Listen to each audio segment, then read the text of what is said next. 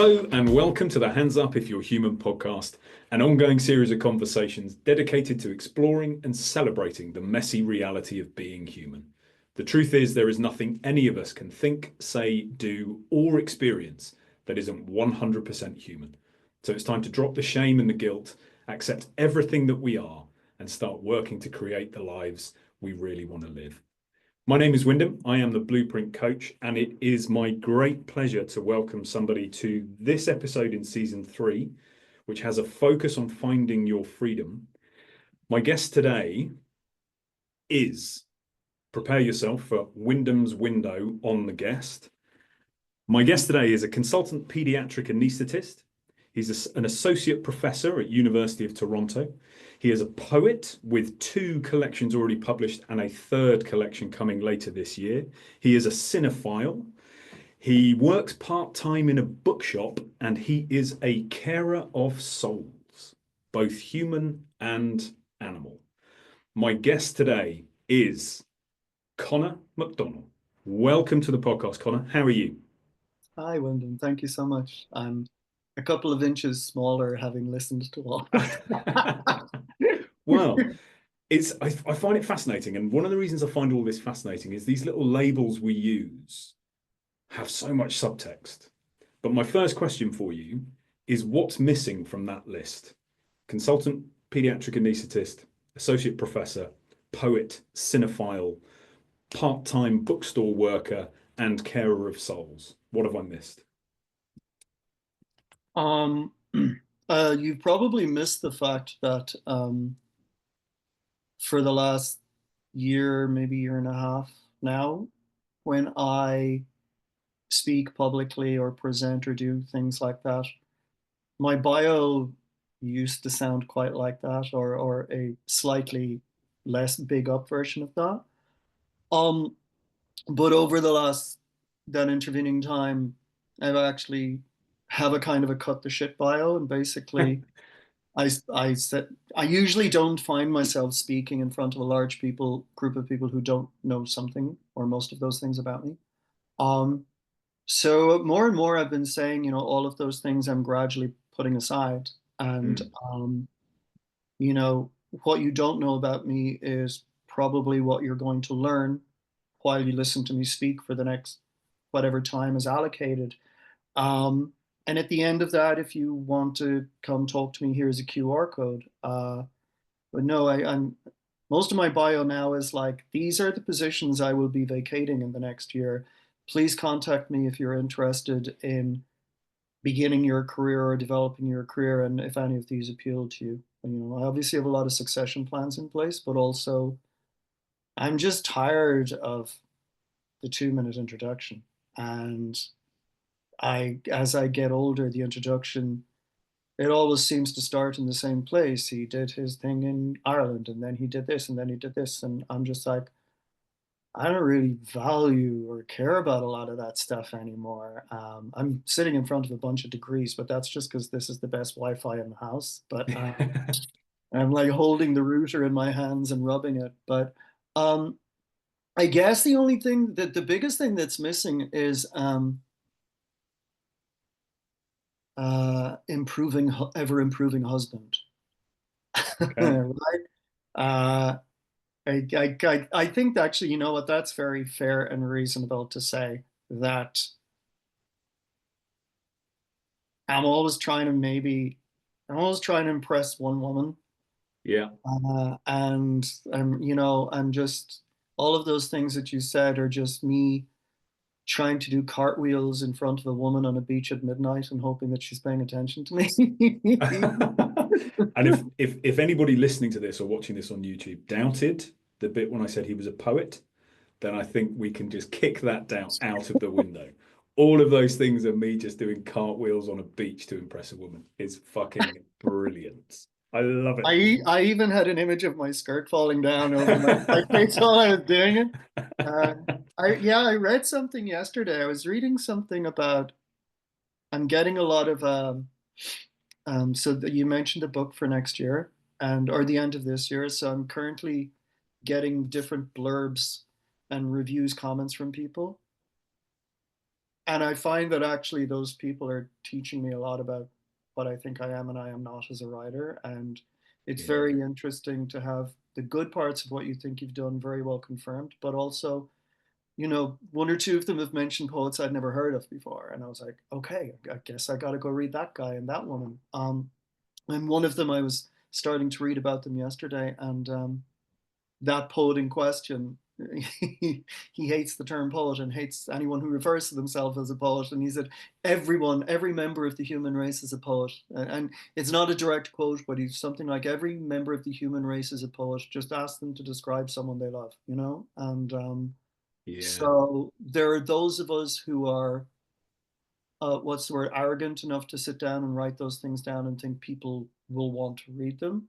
So, and I think that's why a lot of people often will say, please call me a writer or something. I don't care about the nomenclature, but it's funny. I do notice that I rankle less at being called a poet than I used to, simply because I think the poetry community have accepted me, and I I've tried to actually learn some lessons about myself with regards, why am I happy to accept those people call me a poet or a good poet or an interesting poet. And it has been so difficult all my life to accept people to say you're a good doctor or you're a good person or you're a Mm. good husband. Don't worry, you're enough. I'm not, Oh, yeah, I'm not sure why within that little group. I think maybe it's just they're very tangible metrics. You write the thing, you submit the thing, someone says they like the thing, they print the thing,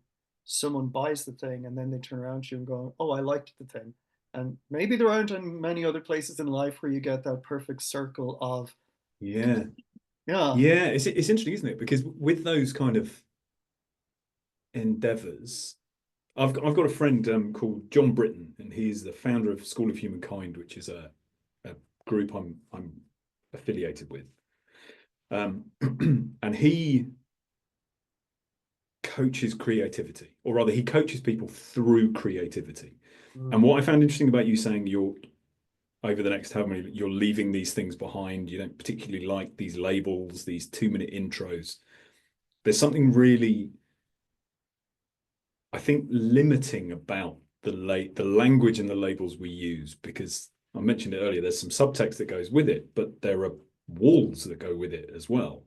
And so that whole idea of somebody saying, I'm a poet, well, we all have a perspective of what that means. yeah. And then we're all in this, it's one of those, that creative space, whether it's a poet or a writer or a musician or a sculptor or whatever your uh, avenue of creativity. um, there's almost like a prove it. It's not the normal. We have that kind of stuff trained out of us at a young age, and it's like it's not a. I want to say it's not a worthwhile endeavor. I don't think that's what we're taught, but we're taught to prioritize other endeavors. And that I'm really exploring at the moment this idea of, have you heard of Martha Beck? I don't think So so. she's a coach plus many other things. She became very famous, I think, in part because she's friends with Oprah Winfrey, and she was one of her books is called The Way of Integrity. And integrity for her is simply alignment of soul, heart, body, mind, like who we truly are. Mm, That is in a life of integrity. Um, and it's interesting that kind of, where in our lives do we step away from the root of integrity, the direction, and is there something in your acceptance into the poetry world that has this feeling of alignment that mm. the other endeavors maybe less so. It's it's possible. I mean, while you're talking there, I mean, one of the things also that I think about is the things that are most healthy for us are the things we put aside in order to pursue the goals that people tell us are most important to continue to exist, Yeah. feed ourselves, clothe ourselves, house ourselves, Yeah. etc. Like when money gets tight, the first thing that goes is the gym membership, even though it's good for you to Yeah. exercise. Yeah. Yeah. So I think yeah, but I think, I mean, I would probably go one beyond it, because even, the external acceptance is and is not ever what's important to me. And I think I made the comment because I was like, it's funny though that those comments were easier, more easily penetrated my shell to somewhere where I could accept them. But also then having been able to kind of accept it, um, I think the other thing as well is, after my first book, for example, I was like, so I don't need to keep doing that all the time.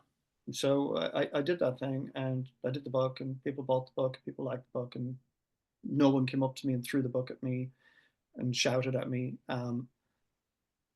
Because I would have just taken the book, said thank you very much, and sold it again. But I weirdly, I did not feel the need immediately, and I think maybe this is just more inherently me, to replicate that or repeat that, or because I didn't get this massive, like Audrey said to me when the first book was published, okay, I hope you really enjoy this. You should take the time to enjoy this. And I'm like, finishing the second book. In my mind, I'm like, Yeah. Yeah.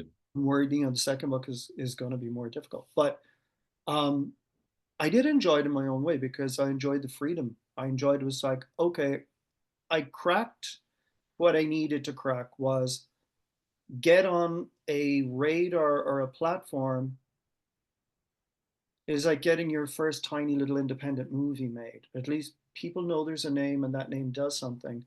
And then for me, then it was like, I can work at my own pace. I was desperate to get published because I'm older. And I was like, maybe there's a window on that. But then once I was published, I very quickly was like, right, now it's even more about the creativity. It's even more about the longevity of the work and the work outlasting me. So I do not think of an audience, and I do not any beyond myself. And so it's it's a weird thing in that I some of the latter parts of that circle of completion and people reflecting back to you, oh, it's great, blah, blah, blah. In my second book, which was only before Christmas, there was like a silence. It went out into the world, and it there's been very, very little reflection back on that. Part of that has been that I haven't been able to go out and do a lot of readings, just because I wasn't well before Christmas. But another part of it is, it's a very difficult book. And a part of me was like, I don't care. What's important is that the book is out there. It's my difficult second album. I needed that child to go out into the world too. Um, but then it was okay, accept that, because I knew there was a third one coming, and that third one is very, very different. And I know that that third one will have a different appeal, but I also feel it's my best writing. Hmm. And yesterday we got an order for the second book from someone in Stockport I've never heard of. Right. And I was really, really happy about that. And Audrey was really, really happy about that. She was like, that's amazing. And I was like, yeah, I like scrubbed my social media. I couldn't find any evidence of this person anywhere. So I was Hmm. like, that book has reached them, and I didn't do anything to push it towards Yeah. them. All I did was write it. Yeah. So no needy part of me had to do a dance in front of them, that eventually resulted in them giving up and going, okay, fine, I'll buy your book. Because I don't care. Yeah. I don't care if people buy my book. I care if people read my book. Hmm. And I don't care if they talk to me that much about it afterwards. Um, but I care that it reaches people. And so for me, just this weird stranger, not that the person is weird, but just this, I was like, wow, okay, there are legs reaching out into the universe. And for me, that was very much, that's what the next 20, 30 years of writing will be for me. It's literally just finding many, many different platforms, publishers, etc., to publish very, very different types of work. And I've never had that freedom in my professional life. Yeah, this is it's so interesting because the image that's coming to my head I is can't. almost like, well, yeah, yeah, exactly. There are certain boundaries and There are. expectations Yeah. required Let's see if I of an can put this anaesthetist. person to sleep just with antibiotics. Yeah.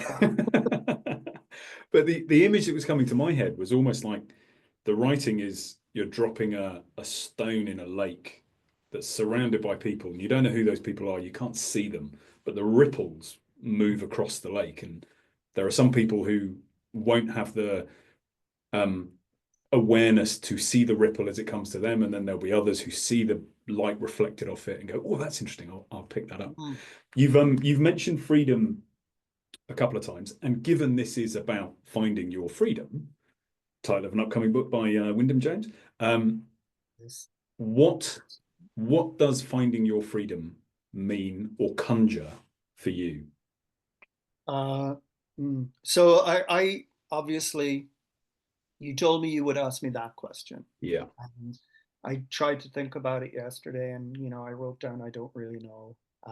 But like I have to think about it. But one of the other things then that I wrote was it means being me, and being all that I can be, but despite all the blocks and boundaries that I create for myself. Um, and funnily enough, I wrote down, and despite the lazy categories I might easily otherwise fall into. What do you mean by that? Well, we were talking about the bio and the like Yeah. categorization, and I had actually written down, you know, freedom means not finding myself in a lazy category like poet, and then settling into that and going, Yeah. great, that's what I wanted. Because I don't know that, I didn't grow up wanting to be a poet. And I write prose and I write essays and things like that. I'd love to write a screenplay with the Coen brothers, so, but it's more, I know uh, that's how I reach people. And that's how I reach people that I don't even know. Um, and so the freedom in that is what you were just saying about the stone and the lake. And to that, I would add, I one of the things I've done is freed myself from the need for immediacy. So you put a thing out and the world doesn't respond to it straight away.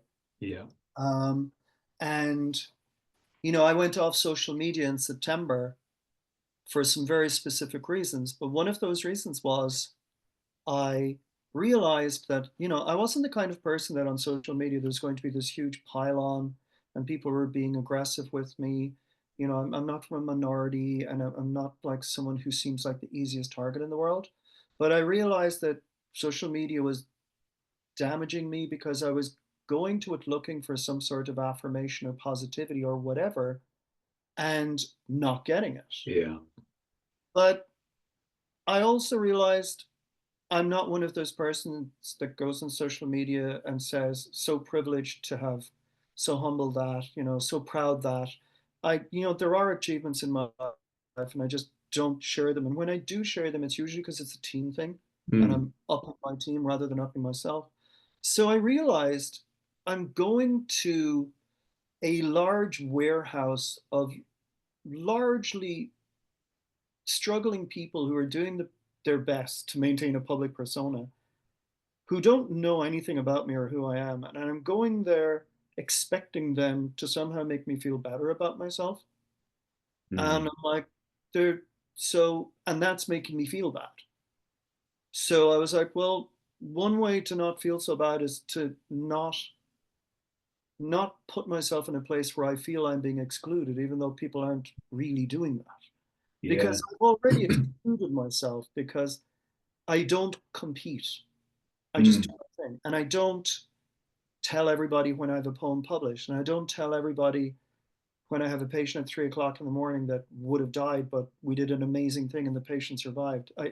So I don't go out and I don't do that. And like what Audrey said about please enjoy the book. I don't enjoy the wins the way normal people enjoy wins. So why do I think that going somewhere to a bunch of strangers will automatically make me feel better when they are comfortable about doing that for themselves? So I don't know. I was never like hating people or anything, but I was just like, why isn't anybody talking to me, or why isn't anybody talking about me? And it's like, well, because that's not really the persona I put out there. The persona I Yeah. put out there is I do my thing.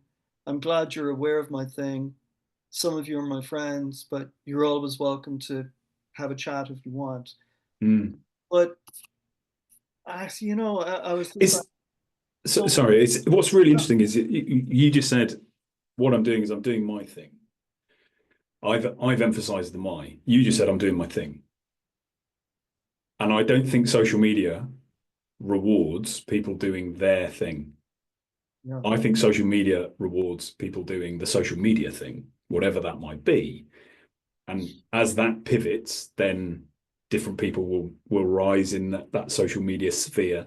I think it's a fascinating one because I think freedom is multifaceted, and even if we don't quite understand what that means specifically to us, you alluded to it. There's I think it splits in two.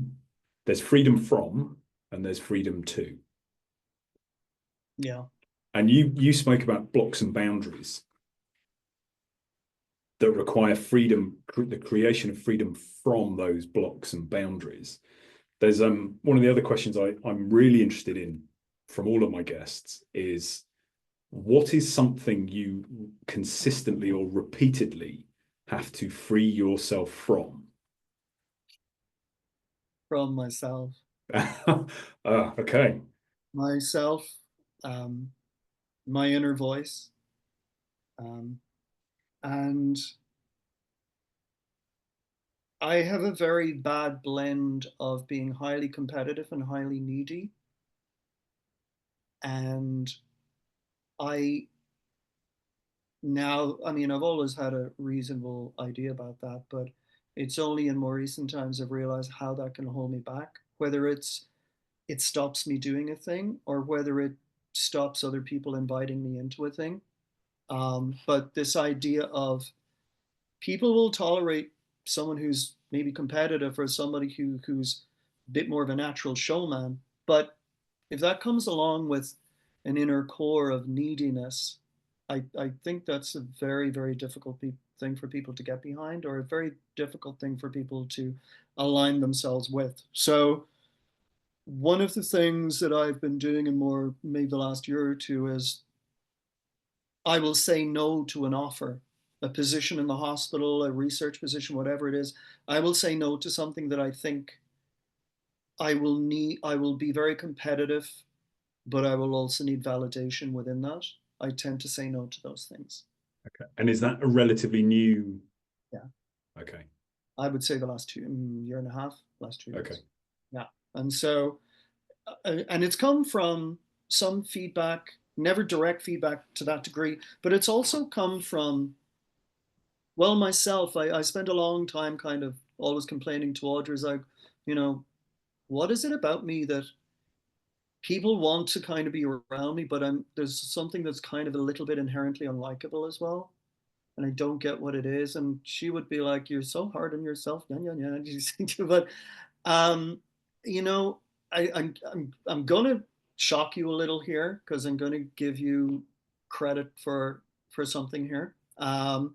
So I think when I was listening to and it's as recently as that, when I was listening to the episode from season two, with Louisa, Mm. and I think it was during that when you were talking about one of your early yoga practices, and you were basically saying you'd done your class, and at the end of the class, the teacher had said something like, "You are enough."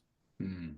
I remember you saying that in that moment, and you're like, kind of bounced off everyone else in the class, but it really struck you. And something about it hit me when you said it. And I was driving and I did the minus 15 seconds and I played it about 3 times. And then I kind of started laughing. And I was like, Yeah, that's never been my problem. I've never felt I'm not enough. And immediately afterwards, I went, oh my God, I'm too much. And Mm.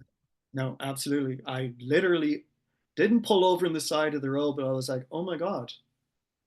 There are many times I'm in a room trying to do a thing with a group of people and they're trying to do a thing with me. And the reason it doesn't work is I'm too much.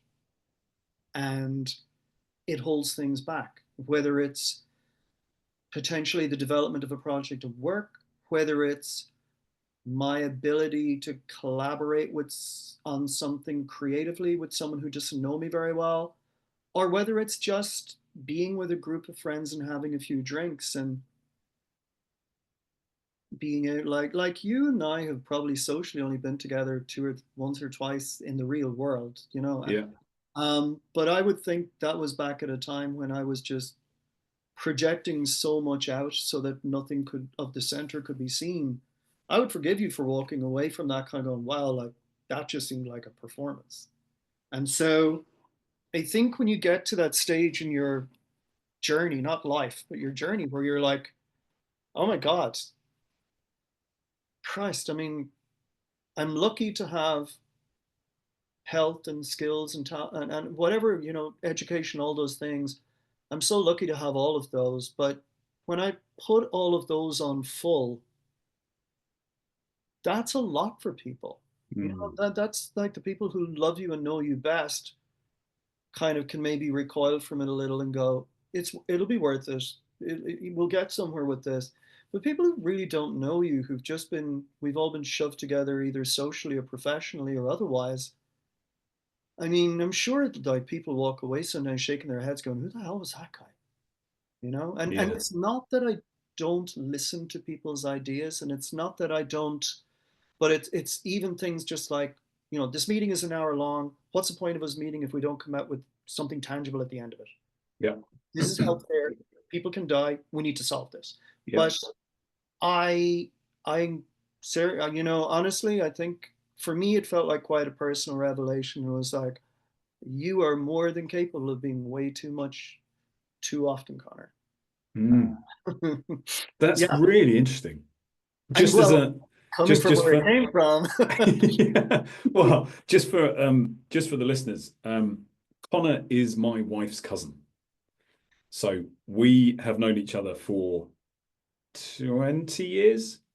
Um, and interestingly, you talking about, I remember when I first met you, I think we were meeting in Shoreditch. Yeah. Went to a restaurant in Shoreditch or a bar in Shoreditch. And if you were in performative mode, this would be 20 odd years ago. So was I, Mm. definitely. Because I think it me, was I'm going to go ahead and say it was 2010. oh, was it? Yeah.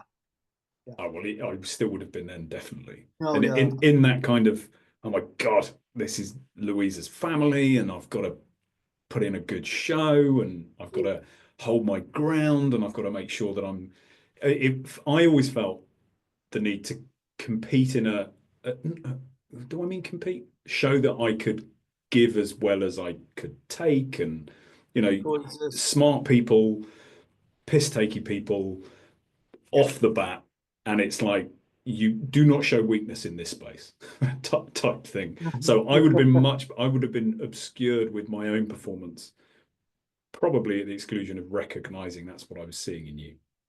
Yeah, no, yeah, I was performing and drinking and everything else, and uh, yeah, no, so yeah, just in terms of that, So with that yeah, freedom from being too much, hmm. how do you do that? How do you create, and what's your experience of the outcome of that? Well, not a massive amount of time has passed, but I would say, and let's make the decision now not to go any further into this, but relative to what we Mhm. were talking about beforehand, I would say the ability to actually occupy my place within what's going on at the moment Yeah. without trying to find a better vantage point.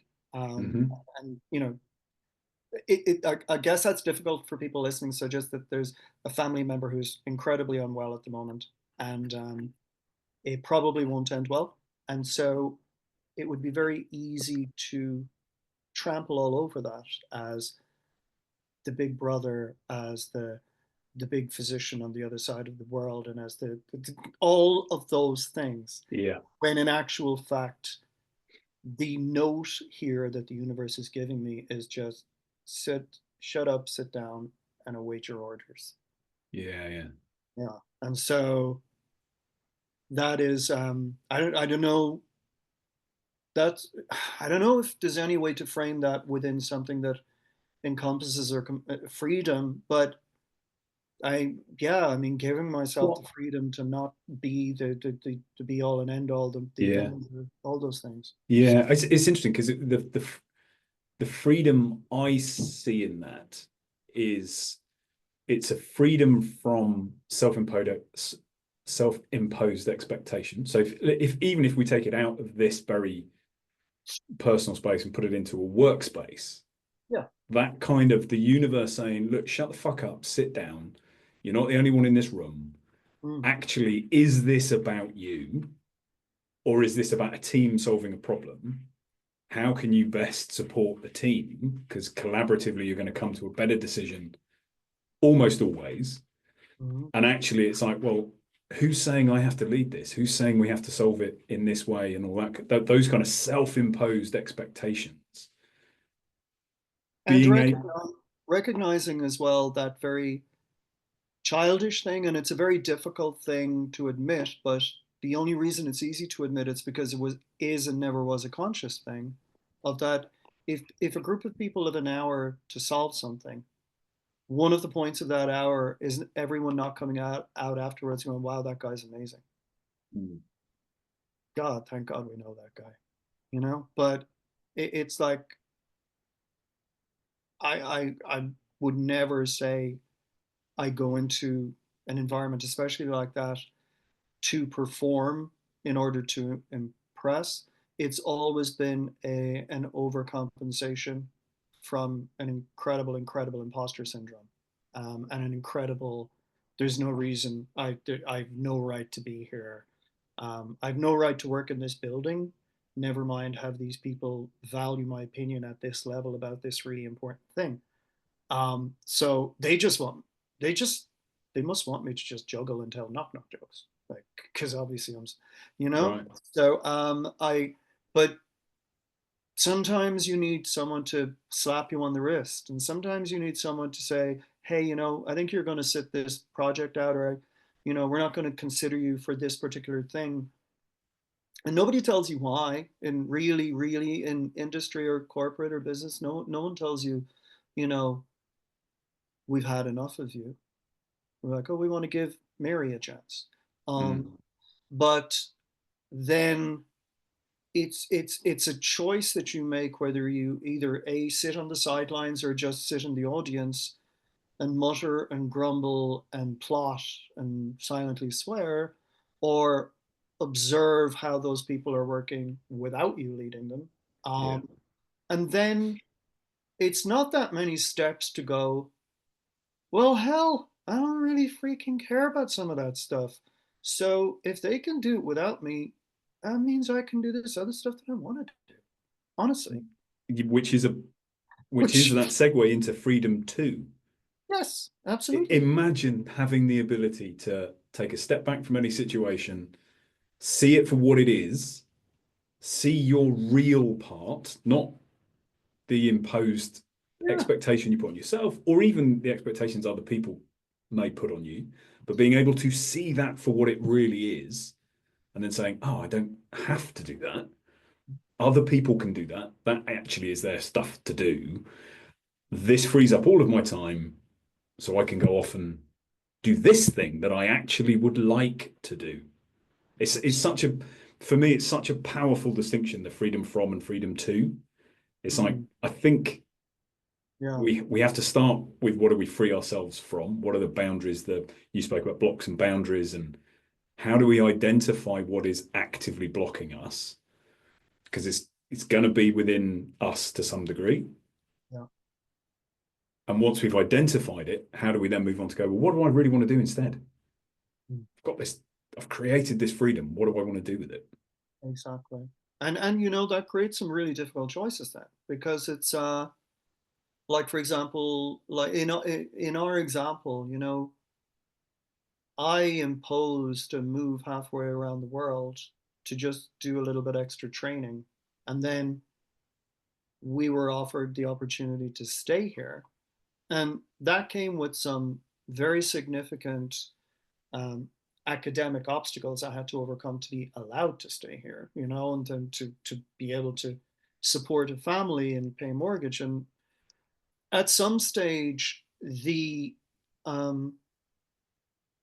because I wasn't overly ambitious when I left Ireland for Canada. I wanted to be a good doctor and work in a really good hospital, but I didn't feel the need to be a well-known researcher, all those other things, blah blah blah. But it was stuff I kind of had to do initially just to get by. And then I found myself doing it more and more. But I think part of it was like justifying why we went halfway around the world and left both of our families in Europe. And not even justifying and reflecting back to everyone, oh, look what we did today, look what I accomplished this year. You know, it was worth it. It was almost just saying it to myself. Mm. You know, I mean, my first book, there's two inscriptions at the front. I just realized I was looking through it yesterday, and I think it was to Audrey, sorry for the nightmares, but it was to my family, sorry for the kilometers. And I totally forgot that I'd written that. Yeah. Totally forgot that I'd written that. But I was like, yeah, I have spent all this time justifying to myself why I made such a selfish decision, and it obviously will take some work to see it as non-selfish, but why I made such a selfish decision at the cost of so many other people, and that I've been walking a very thin line between justifying that decision and punishing myself for it. Yeah. And it is only with really the pandemic and a few years leading up to that where I have started to take my foot off the gas in terms of professional accolades and listened to what I actually needed. And what I needed was always something obviously very creative. And when we get then to what you had previously just commented on, like the freedom to, you know, that thing is just going to go ahead without me. I don't need to worry about that. You know, you get older, you have a finite amount of energy, and you realize just how thin you spread yourself over 5 to 6 different bio subcategories. Yeah. And you kind of think, there's not going to be a plaque in my house here to the various projects I did in a hospital. If I keel over in the hospital tomorrow at the bedside, they'll take care of me, but someone will step over me and do my job just as well. Yeah. And I didn't go to Canada to be 9 different things. I went to Canada to be a really good doctor. And Yeah. somewhere along the line, I, you know, I like Sick Kids Hospital and the University of Toronto. It's like Harvard. It is an intellectual behemoth. Mm. And it's really gratifying to be part of it. And it's really gratifying when it values your contributions, and because it's another form of creativity. It really is. Um, but it's also tied to a always, this year has to be better than the year before. You know, we did this year, we should be doing this next year. And that's kind of just a normal institutional thing, because Yeah. our building and our hospital is a significant amount of funding that we get through our foundation and donations, and huge amounts of funding. You see ads for our hospital on TV. Right. And, you know, in order to do that, you have to be able to demonstrate just how amazing a Money place. well donated. Yeah. Yeah, exactly. So to be consistently in the top 3 hospitals, pediatric hospitals in the world, just swapping places, Yeah. to consistently be the most, and I hate this metric, the most research intensive hospital in the country. Right.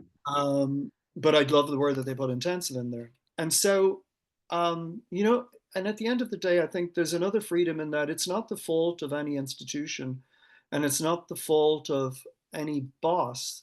It's the fault of the individual who didn't know why they were doing the thing they were doing, didn't recognize how much it was damaging them, and then didn't take their foot off the gas and step out of the vehicle and go, I don't think this is very good. Yeah. So one of the things I'm very happy of and proud of for myself was, for example, I still continue to do a lot of things that I value very highly, and some other people do as well, but I didn't work myself into a heart attack. I didn't work myself into a midlife affair and a divorce. Yeah. I didn't kind of constrict and shrink myself into being, you know, some form of substance abuse. Um, but I did get to a point where I was so anxious and so sleep deprived that I couldn't start my car. Mm. So at the end of the day, it was and that terrible thing to happen to an Irish person who was raised in the church and raised in silence and all those other things for any form of mental health. Yeah. Like, well, that it's an incredibly difficult thing to sit down and go, oh, I guess I have a thing and I guess I need a pill. And even as the 21st century man I am, you know, it's pathetic of me to say, I'm relieved that I have anxiety and not depression because I have every reason to be anxious, but I've no reason to. Yeah. So I can tell you the biochemical and Yeah. physiological basis of why these things work. It took me not being able to function, and then 4 weeks later, with a pill, me being able to function again, to kind of go. So I understand that simple balance of biochemistry and neurotransmitters. Why can't I understand the more macroscopic balance of you don't have the energy to do all the things you want to do? And Yeah. some of the things you're doing are potentially hurting other people or hindering them. So you need to start making a list, Connor. Yeah. Mm, That's amazing. That whole you mentioned earlier the universe saying this is about knowing your place and not in mm, a kind of know your place, but just like, hey, just know your place. And what I was getting when you were talking there is that whole kind of you you had the awareness to step in, or you didn't work yourself to a heart attack, you didn't work yourself to an affair and a divorce or substance abuse or anything like that. But you did have this point where you couldn't start the car. And I think it's true. I think it is a truism. I was out running today and I was thinking, do you know what? Those midlife crises that the cliche midlife crisis is, I think, the point in our life where the compromises we have made, the compromises to the conditioning we were given as a kid and followed the path have come into such obvious dissonance with our truth that we have this breakdown. And then it's what do we do with that breakdown? Do we keep working and give ourselves a heart attack? Do we ignore it? Do we mask it with alcohol or drugs or sex or whatever else? Do we look around ourselves and kind of go, okay, I'm going to look at the surface level of the problem and say it's that and do something about that, go and have an affair, get a divorce, whatever it might be? Or do we take a step and go, hold on a minute? What do I really want to be doing? Why do I feel shit? Why do I not have the time or the energy or the inclination to do the things I really want to do? What is going on? yeah. And how And do I create some freedom in this space? even for me, I think in that moment, I was like, if I can't start this car, I can't go to work. And if I can't go to work, why am I in this country? So it was Right. still there. It was like, and you know what, I'll wrap this, certainly this part of this up in a slightly neater bow as well, because I mean, I think part of what we've spoken about, there's obviously been a certain amount of change and insight and arrival at a certain place in the last few months. Mhm. For me, like I know, as long as you and I know each other, especially in the last decade, we've both been on a journey anyway, and I Yeah. think we both we're very interested and admiring of each other for doing that journey while minimizing the damage to others as best we possibly can, you Yeah. know, despite that episode with Lou, which was so Despite hard. dropping little bombs every now and then. Yeah, that was a difficult listen, but it was very, very worthwhile. But yeah, so in the summer now just gone, I was having a lot of trouble in terms because I did say I wasn't well before Christmas. I was sleeping all the time and I couldn't stay awake unless I was at Mm. work. And I would get up on a Saturday morning and I'd have coffee and I'd be asleep at 9 o'clock in the morning. Right. And I only realized maybe after 2 or 3 months of this that I was actually the medication I take for the anxiety. I was actually gone into a toxic accumulation of the medication. Right. Right. So, and it's actually quite a dangerous medication. Like not many people know exactly how it works, and you're not supposed to stop it suddenly, even when there are toxic levels of it in your body. And the reason there was a toxic amount of it was my doctor started me on a different uh, statin pill for cholesterol, even though my cholesterol was normal, but they wanted it to be super normal. And that totally fit with my life goals of being everything being super normal. And I know now that as soon as I started taking that other one, it was affecting the way that my body dealt with the anxiety medication. But I got to the stage in the middle of September where I was twitching and it was really, really weird. I had every symptom of a panic attack except I wasn't anxious and I was Right. mostly anxious. So we weaned the medication over about 8 weeks. And I had actually said to Audrey going into the summer, I'm not sure I need this stuff anymore. Maybe we can start thinking about withdrawing this. And then I had to. And I was very scared with regards to what if anxiety really comes back in a bad way? And what if, because there's obviously things going on at home and in different places. What if I have to start a new medication? And what if that medication doesn't agree with me in a different way? But I stopped the medication and it weaned down to nothing by the middle or the end of October. And during September and early October, I was having huge trouble regulating, modulating, being in a conversation that was in any way demanding. Mm. There were two or three either friends or colleagues, close friends or colleagues, who were like, dude, what are you on? What is wrong with you? And I had disclosed to a few very important people. But again, that whole thing of like, I felt like that was me at my nth version of you are too much, Right. really. And so I haven't gone back on anything for anxiety.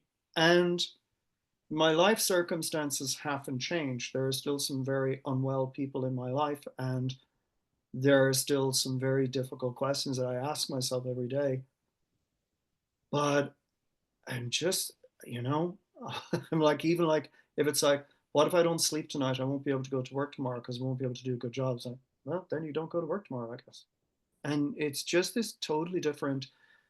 I'm not being scared of not being scared of what being anxious would mean, and instead realizing, you know, I have anxiety, I have an element of OCD that's not damaging, but I do Mm. have some. And the fact that I'm as highly functioning as I am is a good thing so long as it doesn't make anyone else's life difficult. But anytime anyone says to me, and there's a circle of people around me now that are almost like depth charges, and they're like, yeah, you're going there. I'm like, gotcha. Now, I haven't heard that since October, but I heard it a lot in September and October. Right. And I was trying to process, it was like, Jesus, like, so the part of me that's currently really sick is the part that sometimes comes out that other people don't like. And it was only a few weeks later then when I was listening to you and you said, you are enough. And I was like, way too much. And I think a lot of that came together around that time Yeah.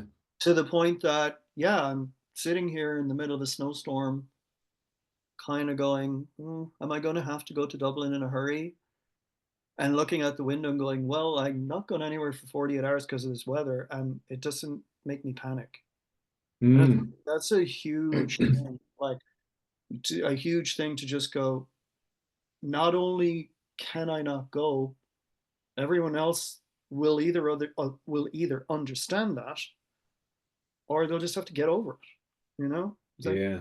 this is not planes, trains, and automobiles. I'm not going to drive down to Florida to try and charter a boat to Yeah. get somewhere in a hurry.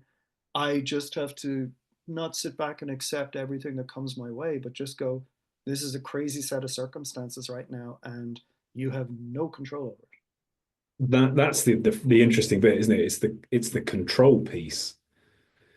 Um, in a previous episode with Chris Abbey, we were Mm, talking about choice, and he posed the question to me about can you choose your beliefs? And then I said in certain circumstances, and he posed the question. He said, "Can you?" And he said, "Let me give you a scenario. Imagine somebody has a gun to a loved one's head. So the only way you can save them is if you believe." And the example he gave me was if you believe in Islam, can you make that choice? And I was struggling with it. Can I go and think, no, obviously you can't just make that choice around a belief. But it came to me a little bit later that that is not a question about choice. It's a yeah. question about control. Because you're already in a situation you can't control. Nobody would choose to have a loved one with a gun to their head. Mm. You cannot control the choice you've been given to save them, and you cannot control the outcome of that. So it's about, can I accept what I cannot change? And then do I sit there and go, so what do I do? Do I lie? Do I plead? Do I rush the gunman? Those are the choices. It's not, do you choose to believe Yeah. in something you don't believe in? I would have gotten very, I think I would have gotten very taxonomical in that moment, because part of me would have been very like, I already believe in Islam. I just don't believe in fundamentalism. And the choice you're putting in What? front of me is Yeah. ridiculous because this person isn't asking me to believe. The man with the gun isn't saying, do you believe in Islam? He's saying, do you believe in my right to do the worst things possible in the name of Islam? Um, Interesting. Oh, I see where you've gone with that. I think so Chris, I'm sorry. well, it's no, but I think Chris was using that purely because it's something I'm not and I don't believe in, Yeah. like as a religion. So he could have picked goodness knows what else. He But could again, have I don't even he could believe. have said he could have Yeah. he could have framed that as if you believe the moon is made of cheese, Hmm. fine, then we won't shoot this person. That was it's an Yeah. interesting take on it. Anyway, but I would what I say that the makeup of the moon and the makeup of cheese, there's probably in the same way that we share DNA with frogs. And yeah, again, yeah. but it's that whole thing. It's like maybe I would drive the person crazy in the moment because I'm like, look, I believe in being kind and I believe in charity and I believe in not stepping over someone who's suffering. And those are the basic tenets of Islam. Yeah, yeah. And so yeah, I hear what you're saying. But and It's an again, interesting. that's me trying to control how the question is being posed. Exactly. Exactly that. But the fact that you've got to a place where that kind of control piece is dialed back in certain circumstances, I think that Oh yeah. is freedom from and freedom to. Well, I think that's the thing because there's times when clinically, like when I have a really, really sick patient, control is incredibly important. Mm. Control of the situation, control of the room, and control of the people around you, because there can't be a surgery until I do my bit safely first and then continue to do it. Yeah. And so for the moment, all of the intense focus is on you. And so I am I'm very good at that, very effective at that, and very what seems to be a calm leader, whatever you want to call it, in that moment. Um, so that's brought me a long way. It's brought me a really, really, really long way down the road.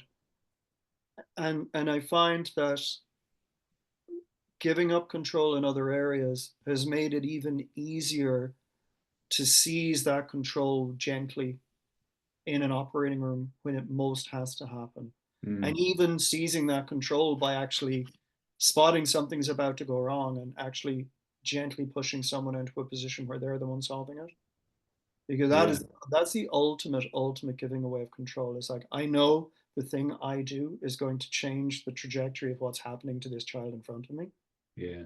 Versus I know that if this person doesn't quite get us there, I can still step in and do it at the last minute. And Yeah. that is a huge thing in healthcare.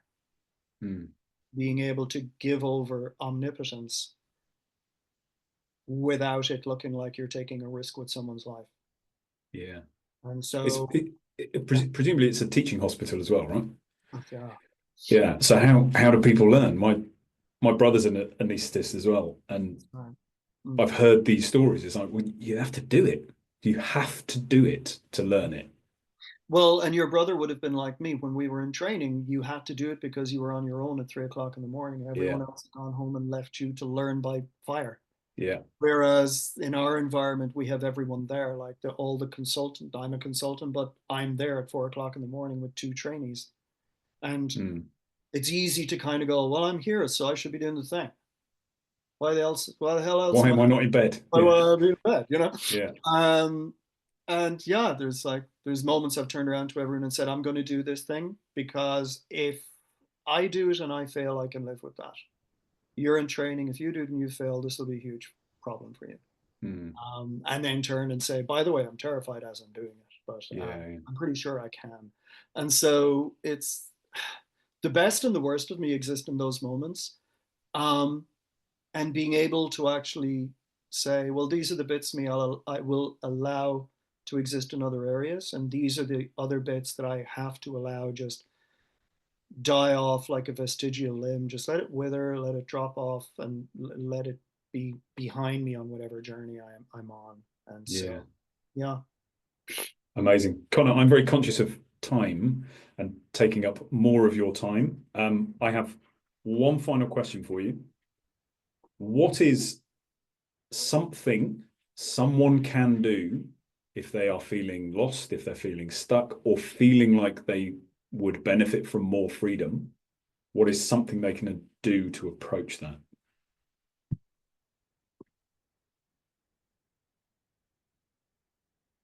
Um, I so one of the things, if you almost for a moment take the word freedom out of that and just for a moment and consider it, whenever I hear of people who are lost or very depressed, or I always say one of the biggest things you can do is do something selfless. So whether that's to volunteer and I think to do something like that, it's a single act, but it has a number of compound actions within it. It gets you out of whatever shell you've gone into.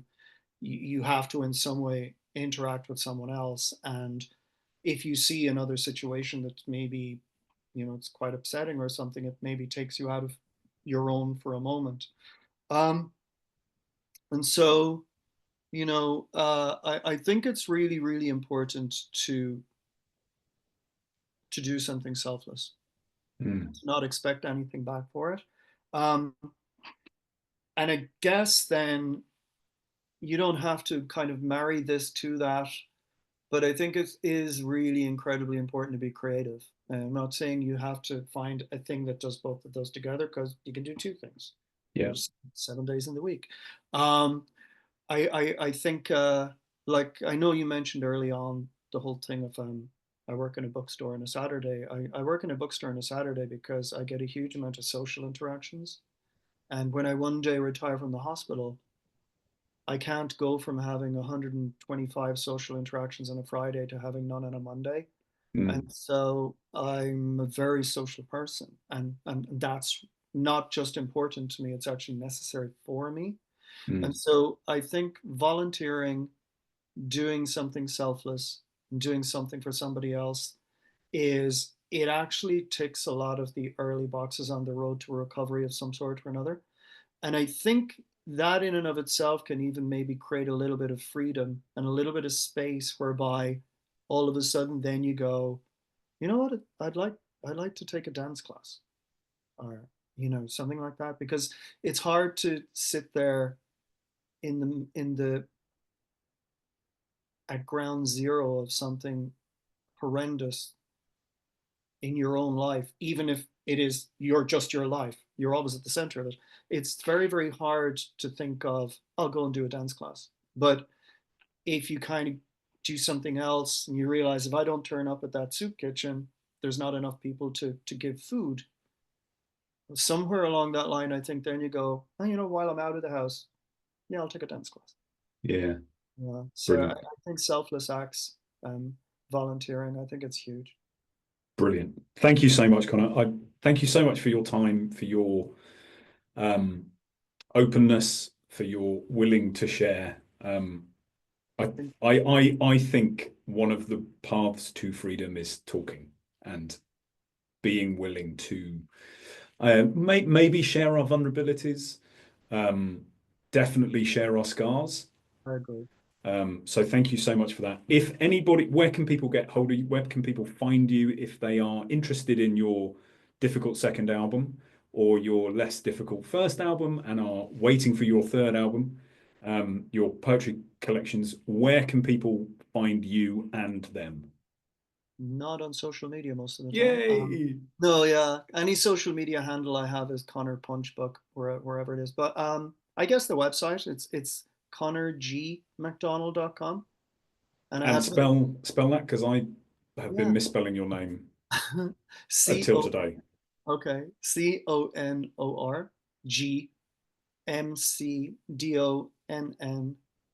CONORGMCDONNELL.com. And the reason Perfect. for the G is the photographer at Kanye and Kardashian's wedding was Connor McDonald. Is that Unless, right? yeah, unless I actually go up in a tower with a sniper rifle, there's no way I can get to the top of a Google search, even when I type Yeah, my yeah, own yeah. name in. Yeah. Oh yeah, connorgmcdonald.com. And that website was created by my wife, Audrey. Ah, amazing. So, Connor, thank you so much indeed. To all the people listening, please do check out connorgmcdonald.com. Yeah, and buy the poetry collections and then give them away so somebody else can read them as well. Thank you all very much for listening. I appreciate all of your time. Very much appreciate Connor's time. If you have any comments, I would love to hear from you. The best way to get in touch with the show is via email. It is handsupifyou'rehuman@gmail.com. Please subscribe, rate, review, share these episodes with anybody you think may benefit from them. I think certainly in this season, the conversations are going to be, if not equal to this one, then very close. So thank you very much, Connor, once again. Appreciate your time. Love to Audrey, and Yeah, I'll catch up with you soon. And for that's everybody listening, I wish you a peaceful and joyful few days, and we will speak again soon. Take care.